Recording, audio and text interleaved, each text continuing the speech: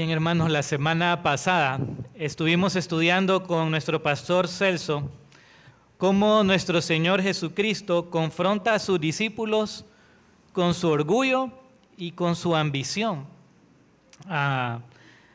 Estudiamos que nuestro Señor Jesucristo estaba anunciándole a los discípulos acerca de sus sufrimientos, acerca de los padecimientos, acerca de cómo Él iba a padecer en Jerusalén a manos de los sacerdotes, a manos de los escribas, y que iba a ser muerto y que iba a resucitar al tercer día.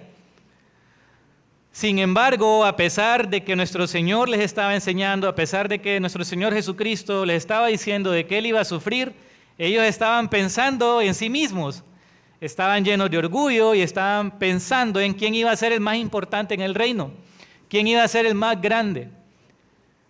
Entonces nuestro Señor Jesucristo tiene que darles una lección de humildad a los discípulos y les enseña que para ser el más grande en el reino de los cielos ellos tienen que humillarse, tienen que recibir como un niño, tienen que ser humildes si es que realmente quieren ser grandes en el reino de Dios.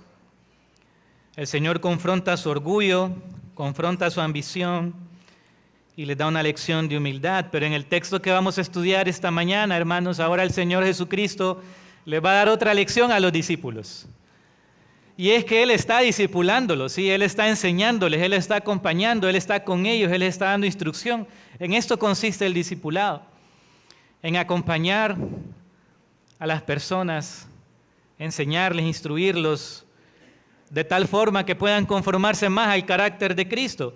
Y la lección que les va a dar a los discípulos el Señor Jesús en este texto, en este episodio, en esta escena, es una lección sobre la misericordia, sobre que tienen que aprender a ser misericordiosos. Y es que la misericordia, hermanos, es una de las virtudes que la Escritura más exalta. Es una de las virtudes que debe acompañar a todo aquel que ha nacido de nuevo, a todo aquel que es creyente.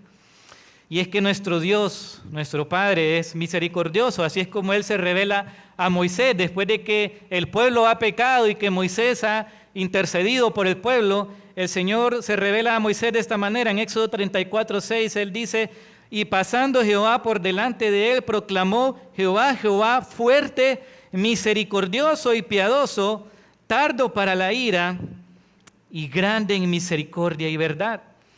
Y dado que nuestro Señor es misericordioso, ¿cómo deben ser sus hijos?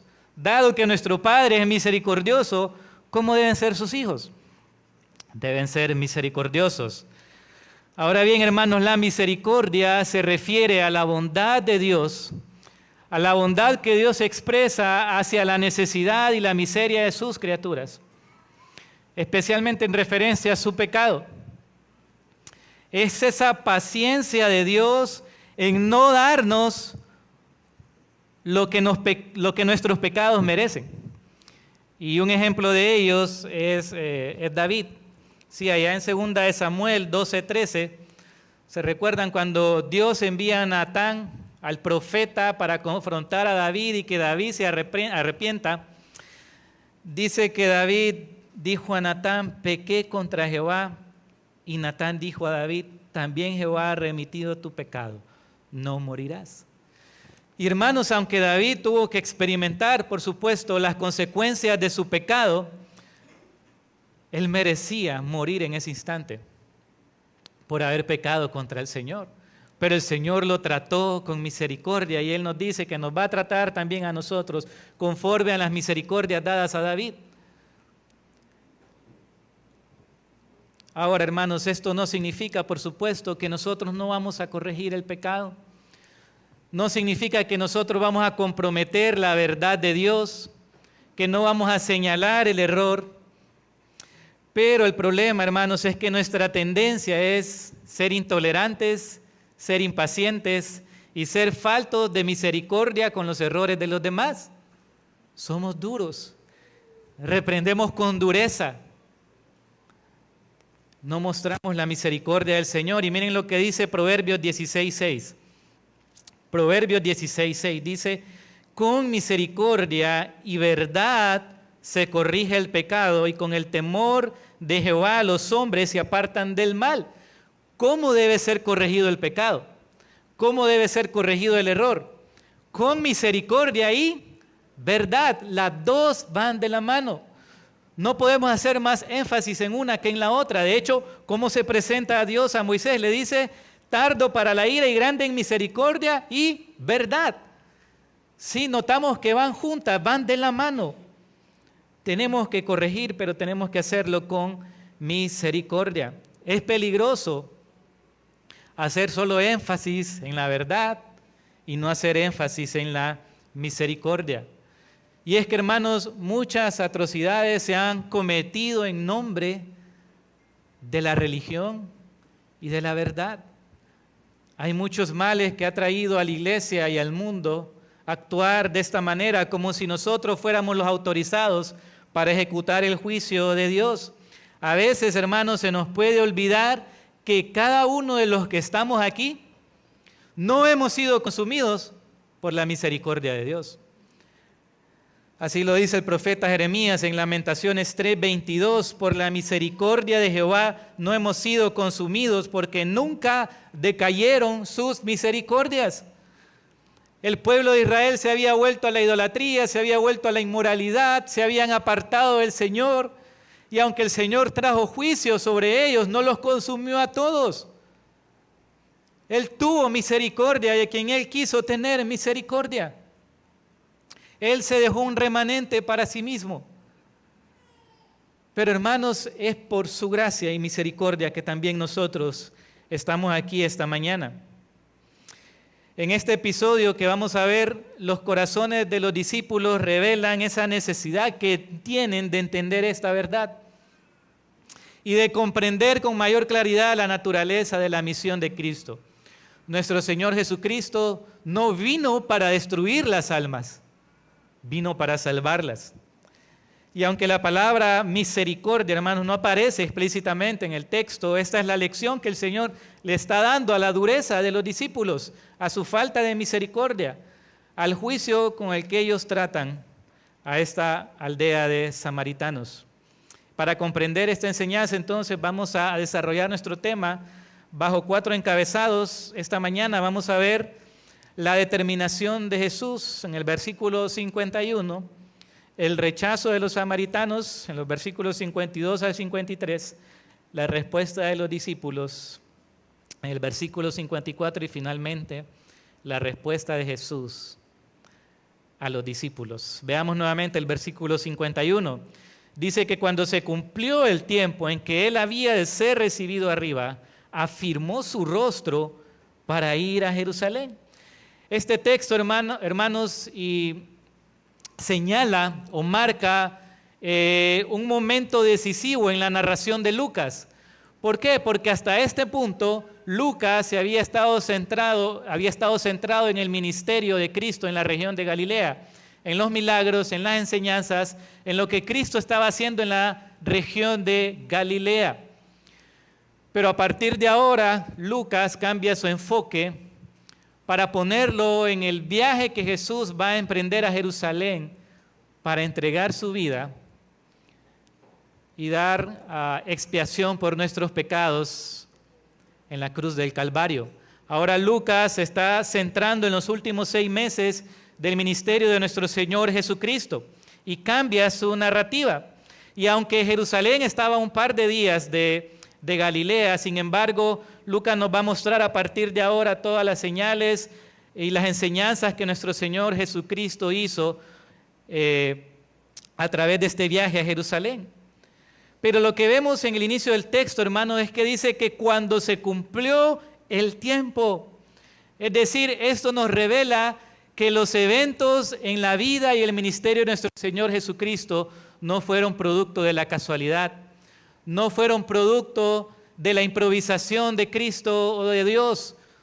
Hermanos, cada evento, cada aspecto de la vida de nuestro Señor Jesucristo siempre estuvo bajo el control soberano de Dios.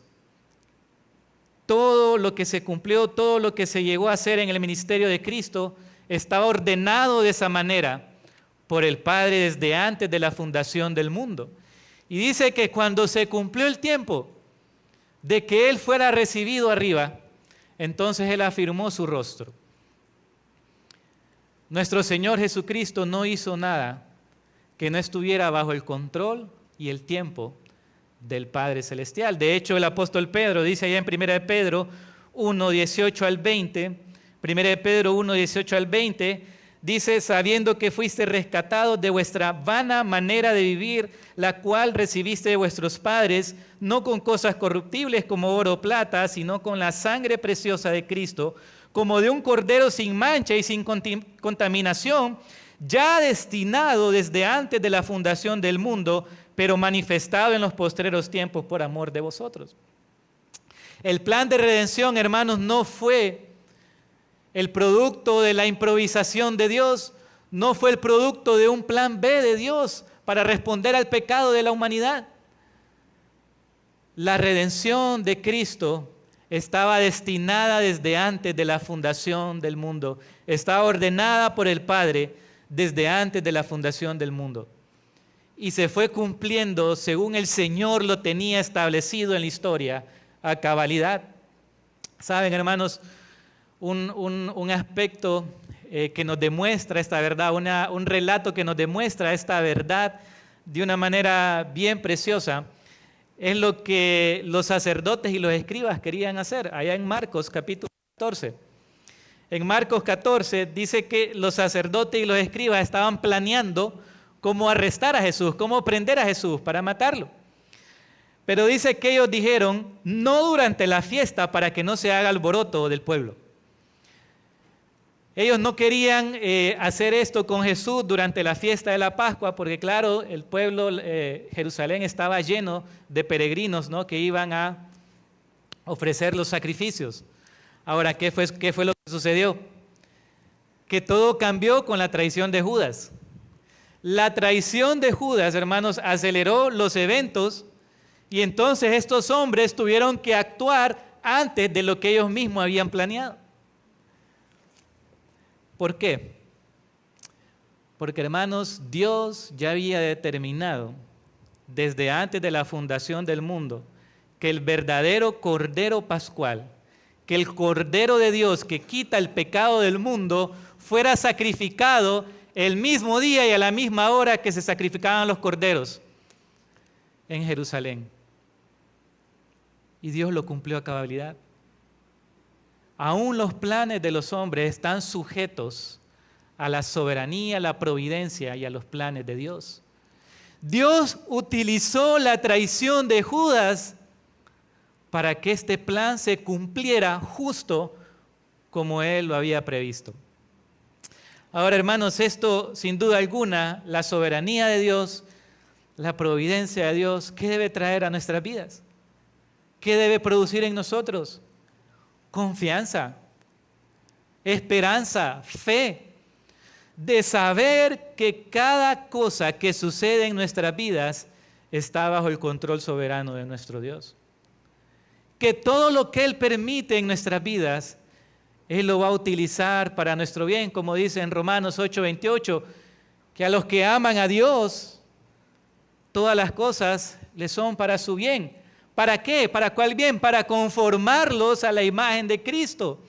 Es decir, que en su soberanía Dios tiene el control de todo lo que sucede en nuestras vidas. ¿Y qué está haciendo Él en nosotros? Está conformándonos a la imagen de Cristo. Ese es su propósito. Y entonces nosotros podemos descansar, podemos confiar que aun aquellas cosas que no podemos entender, que nos acontecen y decimos, ¿qué sucede aquí? Dios está en control de cada una de ellas. Y Él está obrando en nuestras vidas.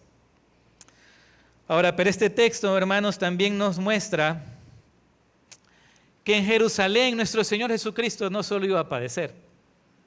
¿Qué más dice ahí? ¿Para qué afirmó su rostro Jesús? Para ser recibido arriba. Es decir, que Lucas en su narrativa va más allá. Lucas va a la exaltación de nuestro Señor Jesucristo.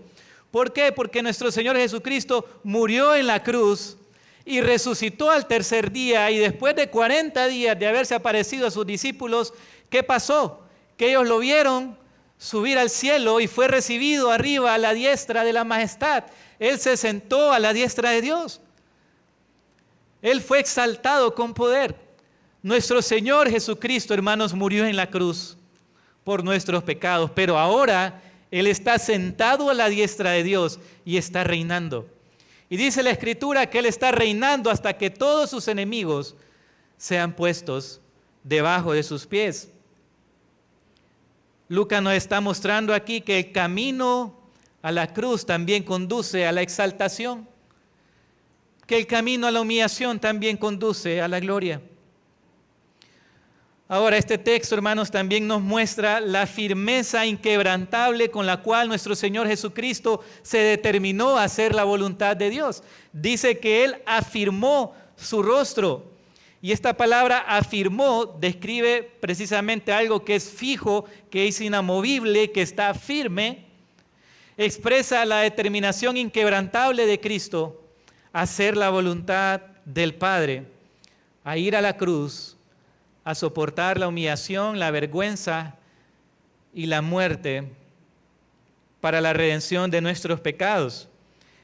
En palabras del escritor de Hebreos dice que el cual por el gozo puesto delante de él sufrió la cruz, menospreciando el oprobio, y se sentó a la diestra del trono de Dios. Nuestro Señor Jesucristo se determinó a hacer la voluntad de Dios. Dice, por el gozo puesto delante de él, Él vio más allá. Él vio la redención que a través de su sacrificio, hermanos, iba a traer para la humanidad. Nuestro Señor Jesucristo, hermanos, no fue arrastrado a la cruz. Él entregó su vida voluntariamente por nosotros. Dice en Juan capítulo 10, versículo 18, nadie me la quita, hablando de su vida, sino que yo de mí mismo la pongo. Tengo poder para ponerla y tengo poder para volverla a tomar. Este mandamiento recibí de mi Padre. Él voluntariamente entregó su vida en propiciación por nuestros pecados. Isaías profetizó de esta actitud de nuestro Señor. Específicamente dice en Isaías 57, porque Jehová el Señor me ayudará, por tanto no me avergoncé. Por eso puse mi rostro como un pedernal y sé que no seré avergonzado. Esto sucedió aproximadamente 700 años antes. Isaías profetiza, pondré mi rostro como un pedernal. ¿Qué es pedernal? Es una piedra dura. Y dice que aquí nuestro Señor afirmó su rostro. Es como cuando alguien se determina, hermanos, a hacer algo y uno lo puede ver en su cara, en su rostro, en su expresión, que se ha determinado a hacer lo que dijo que iba a hacer. Y de alguna manera esto fue lo que los discípulos vieron en el rostro de Jesús. Como que dijo, Padre, aquí voy a hacer tu voluntad. Y es que, hermanos, este es un gran ejemplo para nosotros, porque nuestro Señor Jesucristo fue firme en hacer la voluntad de Dios, a pesar de las tentaciones de Satanás, que le ofrecía los reinos de este mundo sin la cruz, a pesar de las persuasiones de sus mismos discípulos, a pesar de la humillación, el oprobio y la vergüenza que iba a sufrir en Jerusalén, y a pesar de la agonía misma de la cruz. El Señor se determinó a hacer la voluntad del Padre. Y hermanos, este es un ejemplo para nosotros, para que por la gracia y el poder del Espíritu de Dios, nosotros también nos determinemos de esta manera a hacer la voluntad de Dios. Cumplir con la voluntad de Dios, hermanos, requiere valentía, requiere determinación, requiere esfuerzo. ¿Se recuerdan allá en Apocalipsis 21:7? Uno siempre piensa en los adúlteros, en los ladrones, ¿verdad? En los homicidas que no van a heredar el reino de Dios. Pero ¿quién es el primero en la lista? ¿Quiénes son los primeros en la lista? Los cobardes. Los cobardes. Porque para hacer la voluntad de Dios, hermanos, se requiere valentía y determinación. Esto fue lo que el Señor le dijo a Josué cuando iba a tomar el lugar de Moisés, le dijo en Josué 1:9, mira que te mando que te esfuerces y seas valiente, no temas ni desmayes, porque Jehová tu Dios estará contigo en donde quiera que vayas. Daniel 1:8 dice que Daniel propuso en su corazón no contaminarse con la porción de la comida del rey. Y esto que propuso también es que se determinó a no contaminarse, a mantenerse puro. De Esdras se dice lo mismo en Esdras 7:10, dice que Esdras había preparado su corazón para inquirir la ley de Jehová y para cumplirla y para enseñarla en Israel sus estatutos y sus decretos. Es algo, hermano, que determinamos en nuestros corazones, hacer la voluntad de Dios. Requiere valentía, requiere esfuerzo, requiere que no seamos cobardes, que no nos dobleguemos delante del mundo, que no nos dobleguemos al pecado, a la filosofía del mundo. Requiere que seamos fieles, que perseveremos. Ese es el ejemplo que nos da nuestro Señor Jesucristo, que a pesar del oprobio, que a pesar de la oposición, que a pesar del rechazo, Él se determinó a hacer la voluntad de Dios. Y hermanos, Él hizo esto no porque fuera Dios, lo hizo en el poder del Espíritu Santo. Y es así como debemos hacerlo nosotros, en el poder del Espíritu Santo. Por la gracia de Dios necesitamos depender de Él. Necesitamos determinarnos en nuestros corazones a hacer la voluntad de Dios. Creo que a veces somos demasiado fluctuantes, somos de doble ánimo. Vamos de aquí para allá dudando, doblegándonos a lo que el mundo dice, a lo que el pecado hace en nosotros. Pero tenemos que determinarnos, tenemos que comprometernos con el Señor, con su verdad, a ser valientes, a ser obedientes. Ahora, pero dice en el versículo 52 que el Señor envió mensajeros delante de él, los cuales fueron y entraron en una aldea de los samaritanos para hacerle preparativos, mas no le recibieron porque su aspecto era como de ir a Jerusalén. Ahora el Señor, en su determinación, ¿verdad?, decide pasar por Samaria, y tal vez los que están relacionados o conocen el mapa de Israel, ¿verdad?, cuando nosotros vemos el mapa, Galilea está arriba, ¿sí?, Samaria está en medio y abajo está Judea, donde está Jerusalén. Entonces, para ir a Jerusalén y tomar el camino más corto era irse por Samaria. Sin embargo, la mayoría de judíos lo que hacía era que se iba por el lado oriente del Jordán. Cruzaban el Jordán, bajaban por Perea y rodeaban todo Samaria para no pasar por Samaria. ¿Y por qué no pasaban por Samaria, hermanos? Porque había una gran enemistad entre judíos y samaritanos. Y nuestro Señor Jesucristo no fue la excepción. Dice que no lo recibieron. Él envió mensajeros para hacerle preparativos, para seguramente dónde se iba a hospedar, qué iba a comer. Pero los samaritanos dijeron, no, aquí no va a entrar. Ahora, no es la primera vez que Lucas nos muestra que nuestro Señor Jesucristo fue rechazado. Ya en Lucas 4 nosotros vemos que nuestro Señor fue expulsado de la sinagoga y que incluso lo querían tirar por un precipicio. En Lucas 5 también vemos que los escribas y los fariseos comenzaron a rechazar al Señor, y también vemos allá cuando Él fue a Gadara y liberó a aquel demonio, que los habitantes de aquella región lo expulsaron de Gadara. Es algo que está en la narrativa de Lucas. Ahora bien, hermanos, este rechazo viene motivado porque su aspecto era como de ir a Jerusalén. Nuevamente ven a Jesús, ven su determinación, y lo que ven es que Él va para Jerusalén y dicen, no vamos a permitir que pase por acá. Ahora, para entender este rechazo, necesitamos entender esta enemistad que había con judíos y samaritanos, ¿no? Y esta enemistad se remonta a varios siglos antes de nuestro Señor Jesucristo. Esto comienza, hermanos, cuando después del reinado de Salomón, el reino de Israel se divide en dos. El hijo de Salomón, Roboam, dividió el reino con su pecado, ¿sí? y el reino quedó dividido en dos. Quedó el lado del norte, el reino del norte, que era conformado por 10 tribus, y quedó el reino del sur, que era conformado por la tribu de Judá y por la tribu de Benjamín. La capital del reino del sur era Jerusalén y la capital del reino del norte llegó a ser Samaria. Ahora, lo que sucedió es que el reino del norte, los habitantes del reino del norte, se entregaron a la idolatría. Se entregaron profundamente a la idolatría. Entonces el Señor trajo juicio sobre ellos allá en el 722 a.C. Y dice en 2 de Reyes 17, 23, que Israel fue llevado cautivo de su tierra a Siria hasta hoy, y trajo el rey de Asiria gente de Babilonia, de Cuta, de Aba, de Amad y de Sefarbaín, y los puso en las ciudades de Samaria en lugar de los hijos de Israel, y poseyeron a Samaria y habitaron en sus ciudades.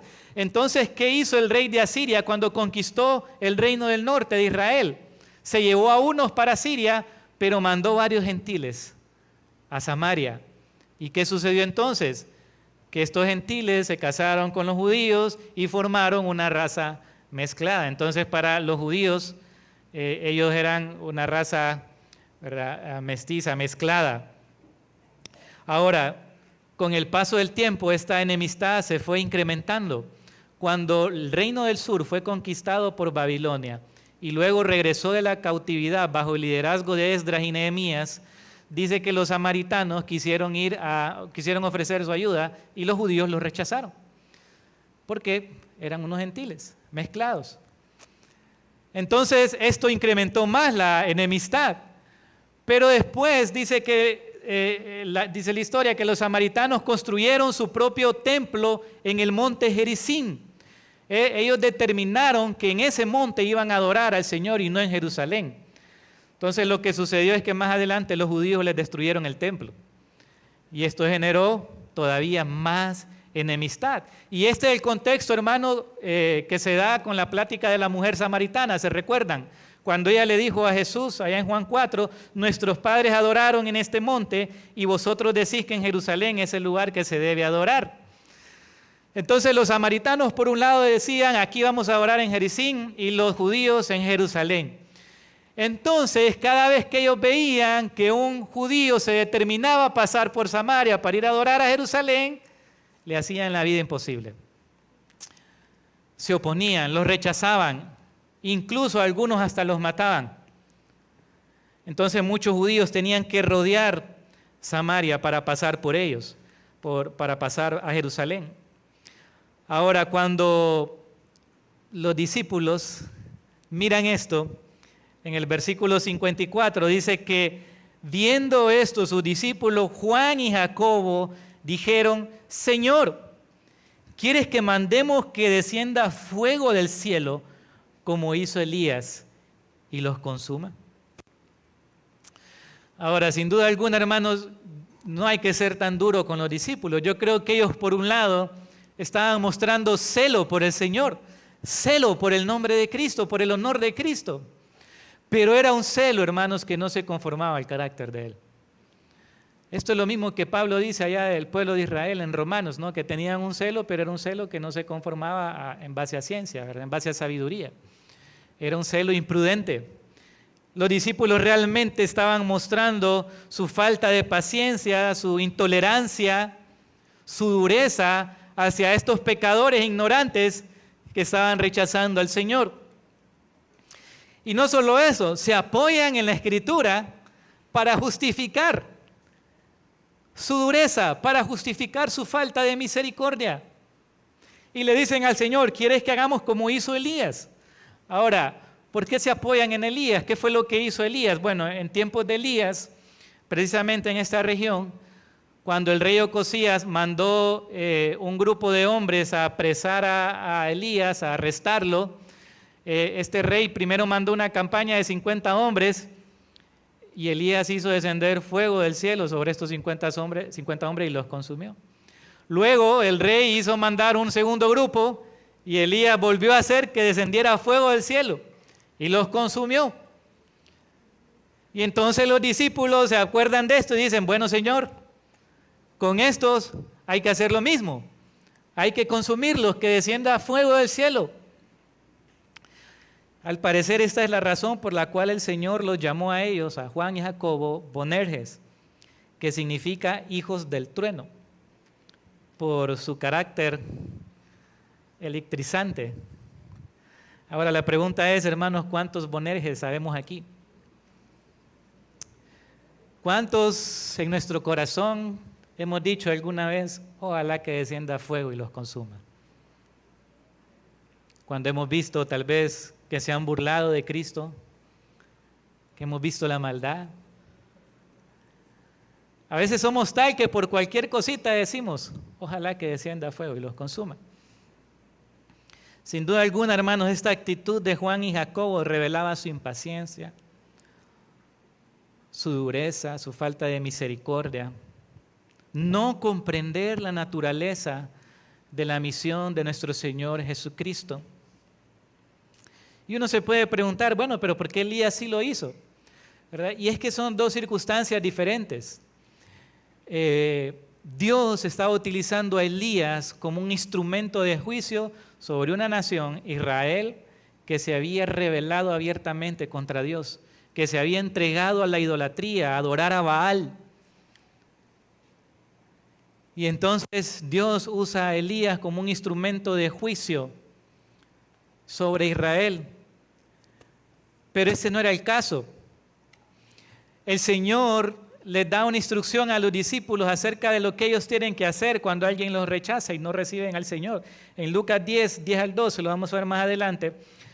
Pero dice en Lucas 10 que en cualquier ciudad donde entréis y no os reciban, saliendo por sus calles, decid, aún el polvo de vuestra ciudad que se ha pegado a nuestra piel lo sacudimos contra vosotros. Pero esto sabed que el reino de Dios se ha acercado a vosotros y os digo que aquel día será más tolerable el castigo para Sodoma que para aquella ciudad. Ahora, ¿qué debían hacer los discípulos cuando alguien persistía en rechazar a Jesús? Cuando alguien persistía en oponerse al Evangelio, debían sacudir sus pies como una señal de que ellos habían llevado el Evangelio y ellos se habían resistido. Y un día Dios iba a ejecutar su juicio, no ellos. Y es que ese es el punto, hermanos. Nosotros no estamos aquí para ejecutar el juicio de Dios. Nosotros estamos aquí para predicar el Evangelio de la reconciliación, para que los hombres se reconcilien con Dios, para que los hombres se arrepientan, y debemos hacerlo con misericordia. Eso sí, debemos advertirles que si no se arrepienten, un día Dios va a ejecutar su juicio. Un día Dios va a traer juicio sobre todos aquellos que no pusieron su confianza en Cristo, que no se arrepintieron y que se negaron a recibirle. Pero no somos nosotros los llamados a ejecutar el juicio. Nosotros debemos mostrar misericordia, como nuestro Señor, que cada que miraba a estas multitudes, las miraba y dice que se compadecía de ellas porque eran como ovejas sin pastor. Y es que el pecado de los impíos lo que debe traer al corazón del creyente es compasión y dolor de ver su extravío, de ver su condición espiritual. Y eso, por supuesto, nos debe llevar a compartirles con misericordia, con amor, con bondad. Ahora, entonces, por esta causa, dice el versículo 55, que el Señor, volviéndose, los reprendió diciendo, vosotros no sabéis de qué espíritu sois, porque el Hijo del Hombre no ha venido para perder las almas de los hombres, sino para salvarlas. Y se fueron a otra aldea. El Señor los reprende por su actitud. Ellos se habían olvidado que la naturaleza de la misión de Cristo es que Él había venido para salvar las almas, no para destruirlas, no para perderlas. Porque, hermanos, pensemos cuánto mal ha traído a la iglesia al nombre de Cristo cuando un hombre o una institución se ha tomado la atribución de ejecutar un juicio temporal en nombre de la religión y en nombre de la verdad. ha traído desastre, derramamiento de sangre,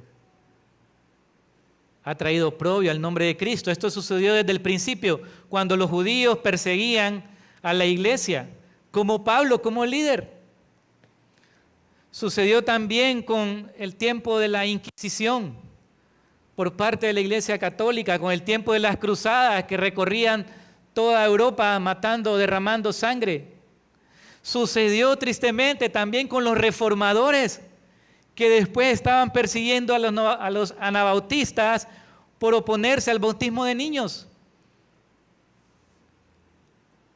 Hermanos, nada más contrario a la voluntad de Cristo que derramar sangre o que perseguir en nombre de la verdad. Porque ya hemos visto cómo debe ir acompañada la verdad. Debe ir acompañada de misericordia. Por supuesto, hermanos, que la iglesia debe confrontar el pecado. La iglesia debe llamar a los hombres al arrepentimiento. La iglesia es columna y baluarte de la verdad. Nuevamente, aquí vemos el problema muchas veces que hay de hacer énfasis solo en una cosa o en la otra, porque muchos, solo haciendo énfasis en la misericordia, ponen una bandera LGTB fuera de sus iglesias. Pero la misericordia y la verdad deben ir juntas. Debemos llamar a los hombres al arrepentimiento, pero el Señor quiere que seamos misericordiosos. Y uno muchas veces se pregunta, ¿no? ¿Qué es lo que quiere Dios de mí? Miqueas 6:8 lo responde. Miqueas 6:8 dice, oh hombre, Él te ha declarado lo que es bueno. ¿Y qué pide Jehová de ti? Solamente hacer justicia y amar misericordia y humillarte ante tu Dios.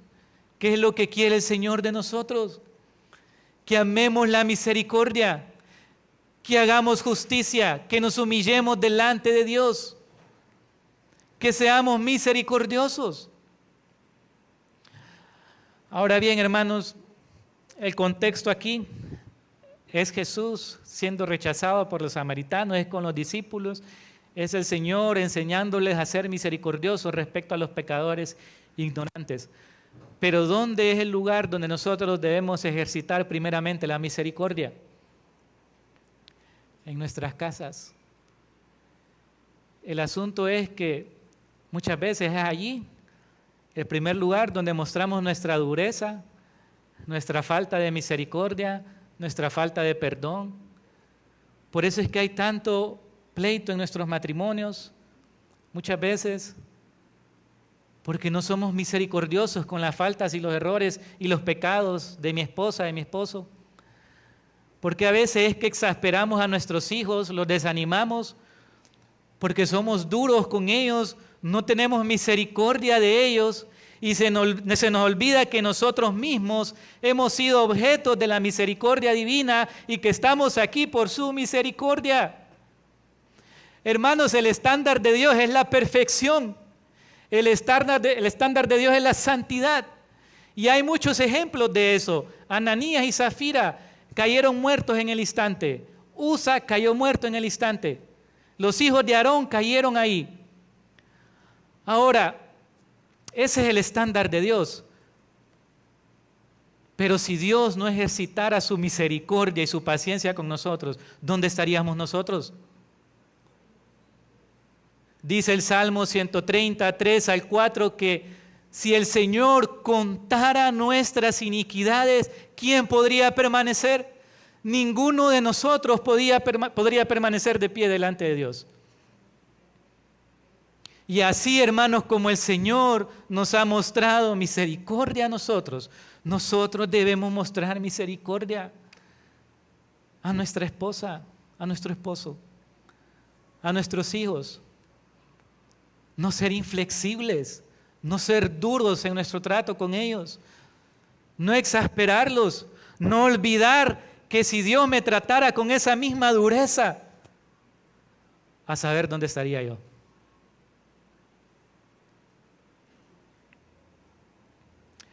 El Señor confronta también esta actitud de los fariseos, que lo estaban criticando por comer con pecadores. Y lo leímos ahí en la lectura, dice en Mateo 9, 10 al 13, que aconteció que estando él sentado a la mesa en la casa, he aquí que muchos publicanos y pecadores que habían venido se sentaron juntamente a la mesa con Jesús y sus discípulos. Y cuando vieron esto, los fariseos dijeron a los discípulos: ¿por qué come vuestro maestro con los publicanos y pecadores? Al oír esto, Jesús les dijo: los sanos no tienen necesidad de médico, sino los enfermos. Id pues y aprended lo que significa misericordia quiero, y no sacrificio, porque no he venido a llamar a justos, sino a pecadores al arrepentimiento. ¿Cuál era el problema de los fariseos? Que estaban llenos de orgullo. Es el orgullo, hermanos, es la justicia propia que nos hace menospreciar a los demás y vernos a nosotros como personas que son moralmente superiores. Estos hombres veían a Jesús sentado con pecadores y decían: ¿cómo es posible que esté sentado ahí con pecadores? En lugar de estar con nosotros, los justos, los santos, los perfectos. Y el Señor les dice: vayan y aprendan lo que significa misericordia. Misericordia quiero. Porque no es con dureza que vamos a predicar el Evangelio.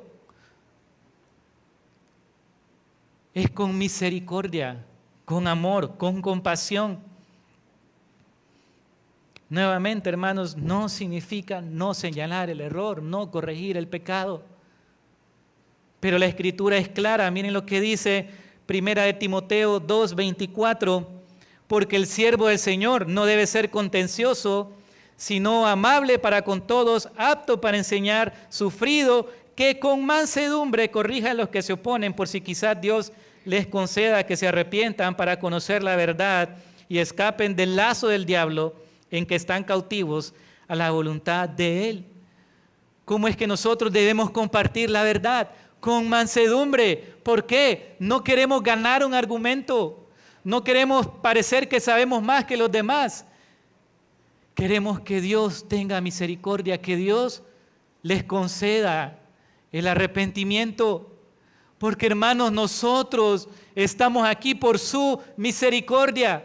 ¿Qué dice la Escritura en Efesios 2? Que estando nosotros muertos en delitos y pecados, siguiendo la corriente de este mundo, siguiendo los deseos de nuestra carne, dice que éramos por naturaleza hijos de ira. La ira de Dios estaba sobre nosotros. Su ira recaía sobre nosotros. ¿Pero por qué nos salvó Dios? Dice más adelante el apóstol Pablo, aún, versículo 4, pero Dios, que es rico en misericordia, por su gran amor con que nos amó, aún estando nosotros muertos en pecado, nos dio vida juntamente con Cristo. ¿Qué motivó a Dios a salvarnos?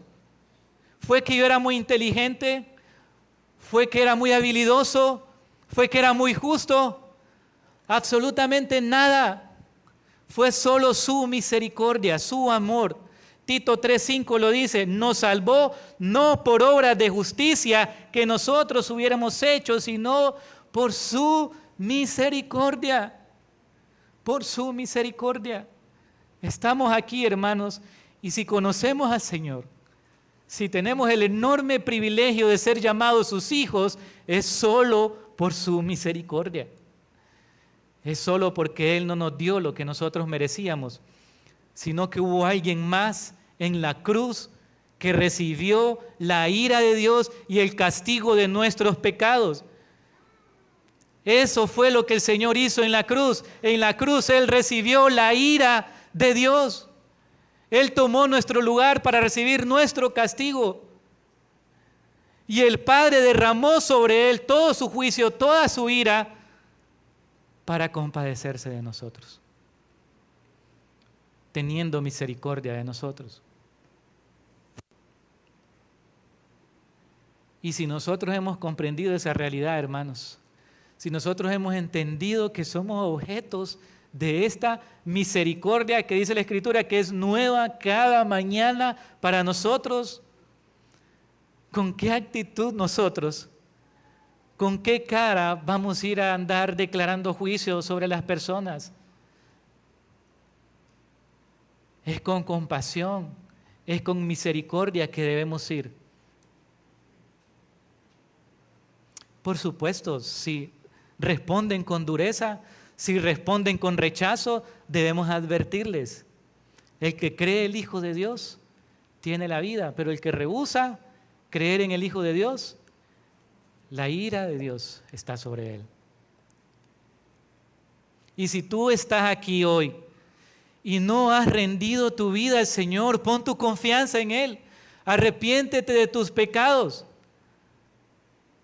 Que el Señor es misericordioso, que el Señor es amplio en perdonar. Mira lo que dice Isaías 55:7. Deje el impío su camino y el hombre inicuo sus pensamientos y vuelva hacia Jehová, el cual tendrá de él misericordia, y al Dios nuestro, el cual será amplio en perdonar. No importa cuán grandes sean tus pecados, el Señor es misericordioso y Él es amplio en perdonar. Ven al Señor. Por eso inmediatamente después Él dice, porque mis pensamientos no son vuestros pensamientos. Porque nuestro problema es que a veces vemos a Dios en nuestra manera de pensar. Y como yo soy duro para perdonar y como no tengo misericordia, pienso que Dios es igual que mí. Pero Dios es misericordioso, es amplio en perdonar. Y si tú vienes arrepentido de tus pecados con un corazón contrito y humillado, el Señor te va a recibir con misericordia. El Señor va a perdonar tus pecados.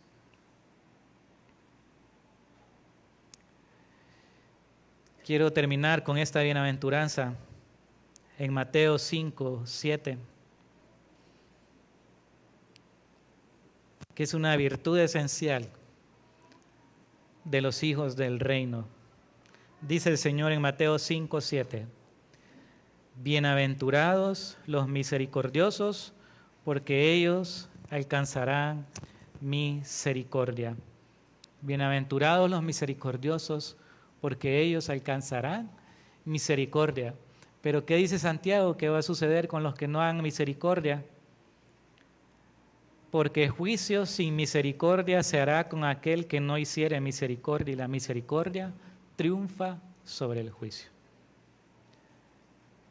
Que seamos nosotros misericordiosos, hermanos. Que mostremos la misericordia del Señor. Que reflejemos el carácter de nuestro Padre Celestial. Vamos a orar. Padre,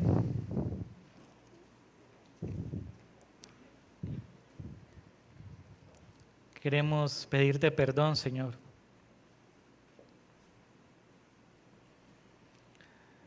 Porque la realidad es que en muchas más ocasiones, Padre, o de las cuales nosotros quisiéramos admitir, Señor,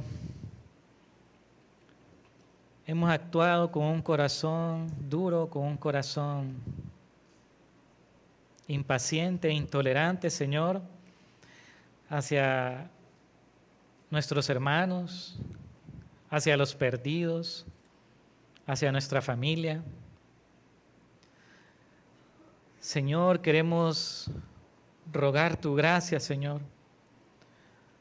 y el poder de tu Espíritu Santo, Señor, para poder reflejar tu carácter, Señor, para que podamos aprender y ser misericordiosos como tú, Señor, eres misericordioso. Que podamos comprender, Señor, que este es el tiempo de llamar a los hombres al arrepentimiento, que este es el tiempo de predicar tu palabra con mansedumbre, que este es el tiempo, Señor, de proclamar tu verdad y de advertir a los hombres que un día vendrá el juicio para aquellos que no se arrepientan. Pero que podamos hacerlo, Señor, con misericordia. Obra en nuestros corazones, Señor, para conformarnos cada vez más a la imagen de Cristo. En el nombre de Jesús oramos. Amén.